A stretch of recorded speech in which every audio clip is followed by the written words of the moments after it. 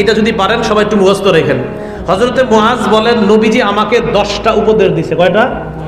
যদি পারেন একটু লিখে রাখবেন, ঘরে টানা রেখেন, খুব দামি উপদেশ। 1 নাম্বার, লা তুশরিক বিল্লাহি শাইআ ওয়া ইন কুতিলতা ওয়া হুররিকতা। 1 নাম্বার, তুমি আল্লাহর সাথে শিরিক করবা না, যদিও তোমাকে হত্যা করা হয়, পুড়িয়ে দেওয়া হয়।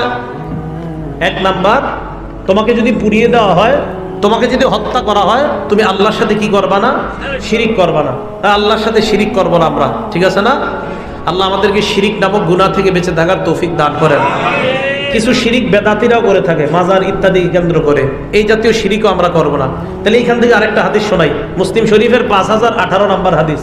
ক্বালা রাসূলুল্লাহি সাল্লাল্লাহু আলাইহি ওয়াসাল্লাম, আল্লাহ নবী বলেন, লাআনাল্লাহু মান লাআনা ওয়ালিদা। মা বাবাকে যেই সন্তান অভিশাপ দেয়, ওই সন্তানকে আল্লাহ অভিশাপ দেয়।